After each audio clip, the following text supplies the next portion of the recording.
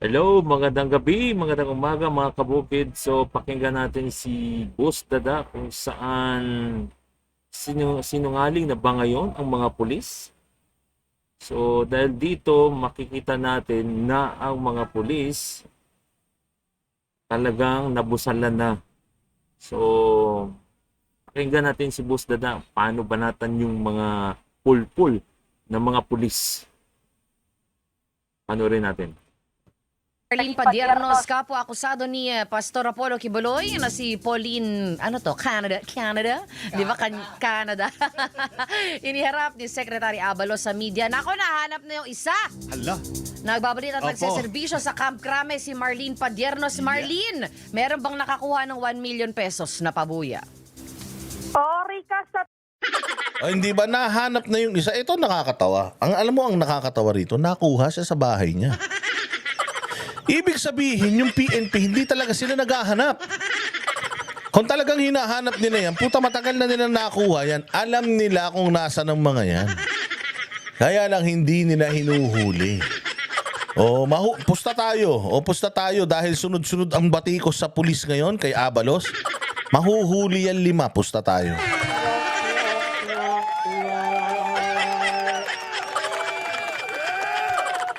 Mahuhuli yan 5. Tingnan ninyo. At alam nila kung nasa ng mga yan. Kayo talaga, tulong nga ng isang informant na huli at ngayon personal na iniharap sa media ni Department of Katulad nito, si Abalos. Abalos, bakit hindi mo sinagot? Or bakit hindi nyo sabihin sa taong bayan, bakit nahuli nyo ng alas 12, in-announce nyo gabi na? Sa ilang oras na nasa kustodiyan nyo yung tao, anong ginawa nyo? Anong nangyari dun sa tao sa mga oras na yun? Bakit wala siyang abogado na kasama? Unang-una sa lahat, ito ay akusado pa lang ha. Hindi ito guilty beyond reasonable doubt. Hidinggin pa lang yung kaso nito. Bakit nahuli ninyo, idininay nyo pa na nahuli ninyo, buti na lang may video. Kung walang video, anong ginawa nyo sa tao? Kung walang video, anong sasabihin nyo? Hinuli nyo ng laban. Tapos namatay, ganon.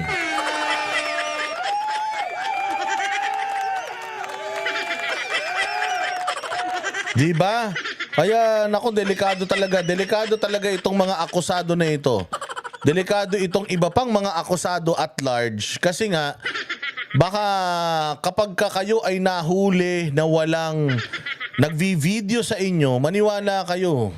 Nanlaban yan, bumunot nanlaban kaya ayan namatay.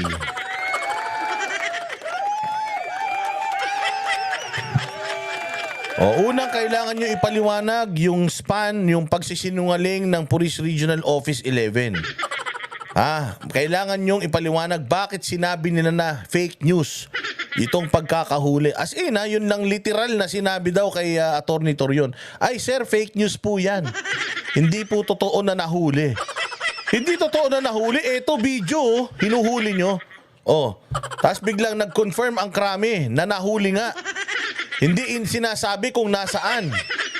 Pucha, yung pala nandoon lang sa buhangin. Yung buhangin, yan yung lugar kung ano yung nakakasakop doon sa sentral.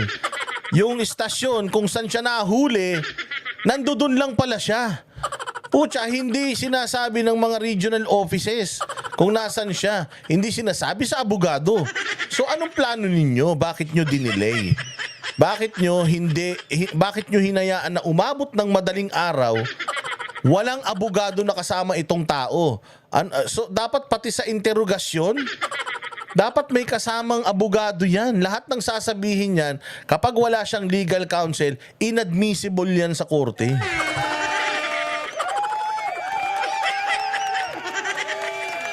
Pangalawa, may sinasite na batas ang legal team ni Pastor Apollo Kibuloy, pati sila Topacio. Sinasabi nila na bawal yung ginawa ninyo na pagtanggap ng pera mula sa mga private entities. Bawal daw yun. Pero sinasabi nyo, hindi bawal. Anong batas ang nagsasabi na hindi bawal? Kung sinasabi ng pulis na ginagawa na nila yun noon, ibig sabihin, noon pa lumalabag ang pulis sa batas. Huling-huli si Jean Pajardo na sinasabi niya na noon pa naman ginagawa na yan eh. na may mga private na mga tao na maglalagay ng patong sa ulo nito, ganyan. Oo, may mga ganun talaga nangyayari yun noon. Kung pumapayag kayo and according to the law, bawal yun, then kailangan talaga magkaroon ng ng Senate inquiry para yung mga policies ng mga pulis na obsolete na alam nilang tama, kailangan naaayon sa batas. Unang-una, pagsaserve ng warrant, dapat maayos yung proseso diyan. Pangalawa, ito, yung paglalagay ng mga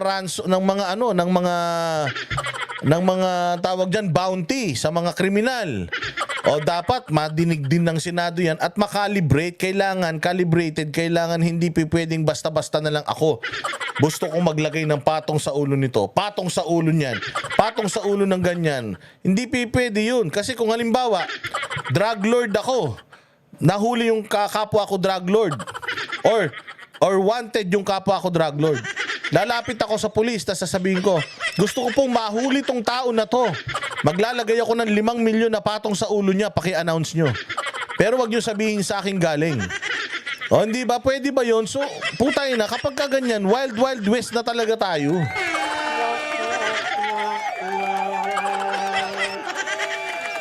So maling-mali yung style na yan. Oh, sige, patuloy natin tong itong ating diskusyon. Oy, anong petsa na? Hindi na ako makabasa ng comment. Ang dilim-dilim tanghalin tapat na.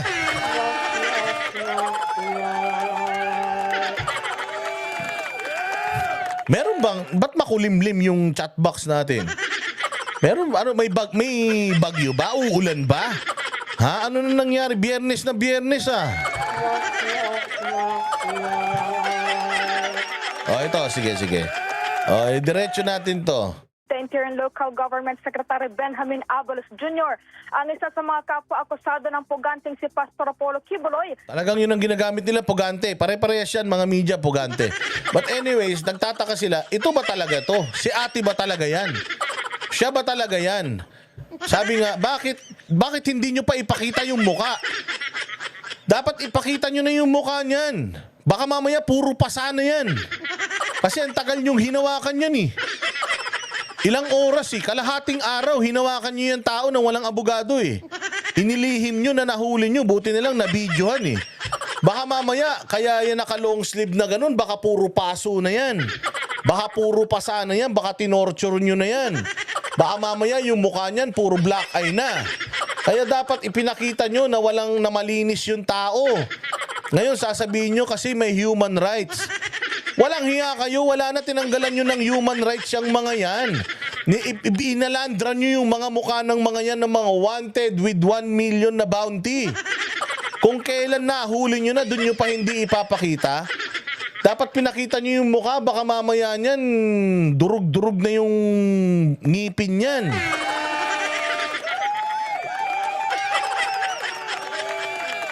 Hindi, totoo to . Kasi tingnan mo, naka-long sleeve pa. Ba't naka-long sleeve? Dapat pakita nyo kung maayos yan. Buti na lang si Jacqueline may puso. Si Jacqueline na lang ang may puso dito. Lahat kayo mga wala ng puso. Buti na lang si Jacqueline. Maraming salamat sa iyo, Jacqueline, at sa iyong asawa na si Mrs. Jack. Mabuhay kayong dalawa hanggang gusto nyo. Oh, hindi ba? Oh, tinan nyo. Oh, kayo ba? Halimbawa ako, kamag-anak ako nito, anak ako niyan. Ba't ang nanay ko naka-cover? Di naman yan ganyan, di naman Muslim yan. Bakit nakatakip pati yung mga braso? Ang laki-laki ng damit. O siyempre ako magkakabahan din ako, baka mamaya ginulpi-gulpi na yan. Hindi ba kung ako din pulis, papakita ko, ayan buo yan walang walang kalmot. Walang bahid yan hindi namin pinosasan yan. Imelda Boren, maraming salamat sa iyo. Deposit ng isang tiles para sa resort. Wala na, nahinto na yung pang resort natin, Imelda. Dati may tayo, project resort, pero wala na, nahinto, walang budget. Thank you very much, Imelda Boren, Oo, mga kuripot yung mga nanonood na sa atin ngayon. Puros mga tiga-Tanawan, Batangas.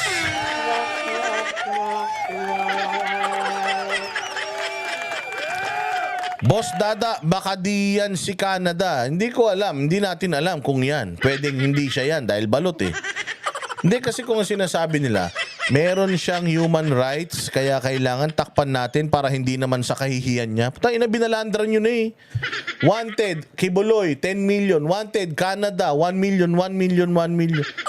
Nahiya pa kayo? Wala naman kayong mga hiya?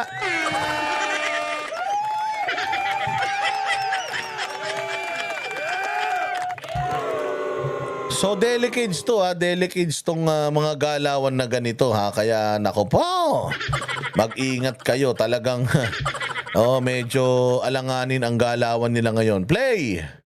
Na si Pauline Canada. Sa ginatutulong balitaan ngayong araw sa Campo Crame, inihayag ni Police Regional Office 11 Regional Director Police Brigadier General Nicolas Torre III na nahuli si Pauline sa isang subdivision sa Si Torre. Si Torre ang nagsabi na nahuli sa isang subdivision. Alas 3 ng hapon nagpunta si Attorney Torion sa opisina ni Torre. Diyan sa Police Regional Office 11. Wala si Torre. Ang sumalubong sa kanya, pulis ni Torre. Secretary or something. Pina-fill out si Torion ng papers kasi nga hinahanap niya yung tao. Ang sabi noong nakausap niya, wala po si Chief. Nasa Maynila po. Ganun ba? Kasi nahuli nyo daw itong isang akusado. Ako yung abogado, kailangan ko siyang ma-access kahit video conference lang kasi I need to know how is she. Kliyente ko siya. Anong sabi? Ay, fake news po yan, attorney. Hindi po, wala pong ganyan nangyari. Wala pong nahuli. Fake news. So, nagsinungaling ang opisina ni Torre na nahuli. Sabi nila, hindi daw nahuli, fake news. As in, yun daw yung sinabi, literal.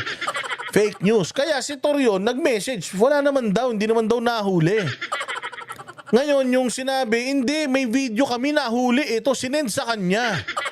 Kaya no, sinend sa kanya yung video na nahuli, putya, nagtataka sila. Nahuli nyo, bakit dinideny nyo? Kailangan ng tao, ng abogado, dahil ako abogado niyan eh. Dinideny nyo ba yung karapatan ng tao na the right of every accused of a legal counsel? I am their legal counsel. Hindi ko siya pwedeng makita, makausap. Sabi ko nga, kahit video conference na lang eh. Malaman ko lang kung nasan siya, ano siya, sasabihin ko sa kanya, huwag ka magsalita hanggat wala ako. Pupunta ako dyan kasi karapatan yan ng lahat ng bawat Pilipino eh.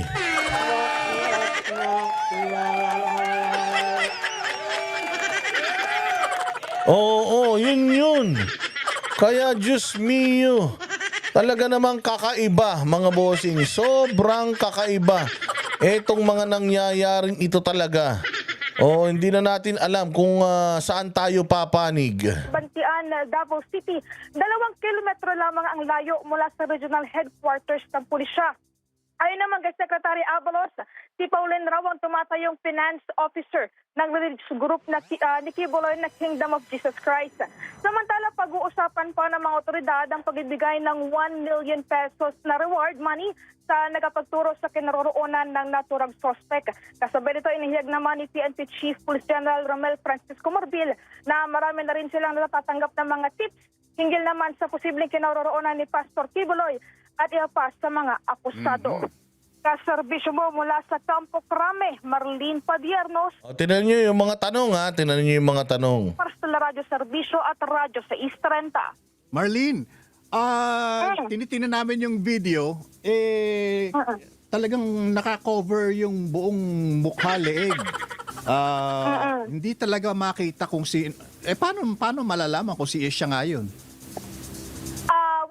Batay doon sa mga impormasyong nakalap ng PNP, itong may nakakita talaga doon sa lugar kung saan nahuling itong si Pauline Canada. Yun nga lang kasi mayroon ding sinusunod na protocol itong pambansa. May protocol na sinusunod. Puta na, may protocol pa kayong sinusunod ha. Nahuli ng alas 12 hanggang alas 12 ng madaling araw. Kahapon nyo pa nahuli, ngayon nyo lang in-announce. Anak ng tinapay.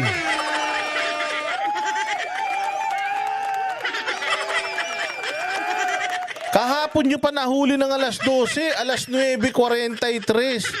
Doon nyo lang in-announce na nahuli nyo. Yan ba protocol?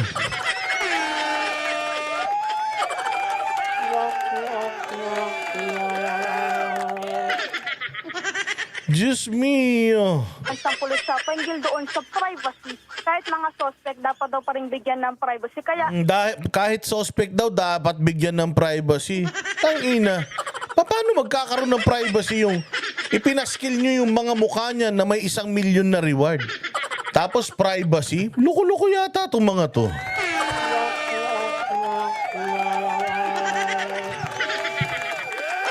nakabalot pa rin itong mukha nitong si Pauline nakalabas Carrera na kahit yung na wanted na-arrest mo post na.